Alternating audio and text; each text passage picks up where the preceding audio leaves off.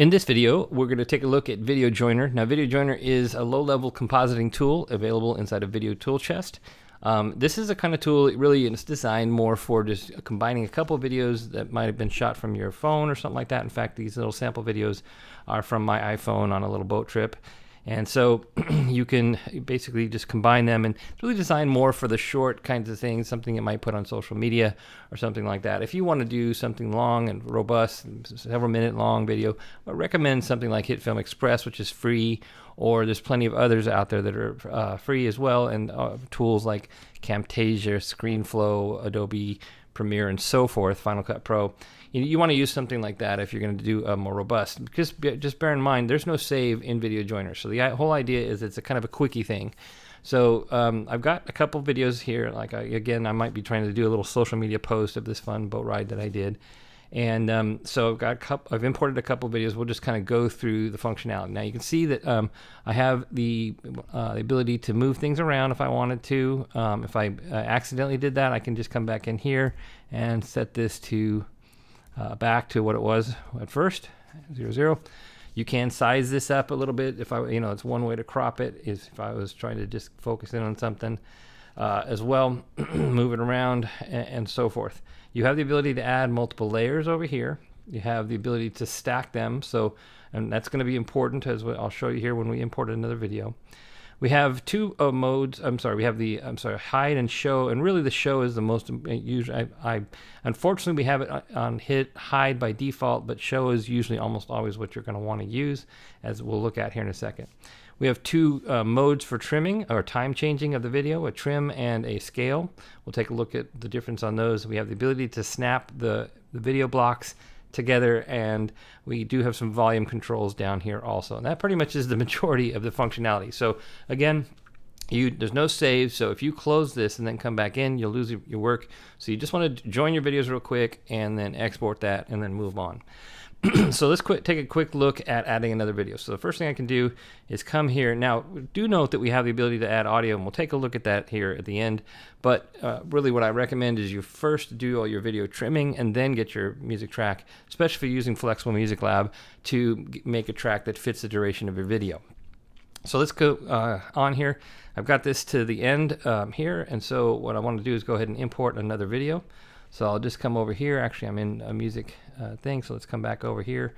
So here's, I'm just pop in a video. Now, right away, notice that this new video looks like it's this video. Well, that's because it's a kind of a little gotcha that we got to kind of do here. I'll show you. So what you want to do is you first want to hit show.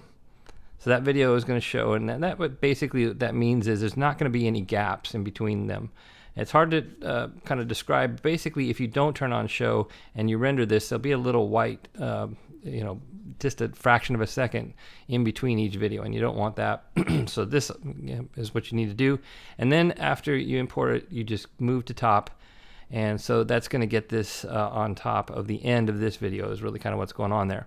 So you're importing the video, moving it to turning on show, moving it to the top, and then you can do your edits. Now let's look at the time change mode options. The first one here is trim, and you see that it's blue right now, and that's telling us that it's in trim mode.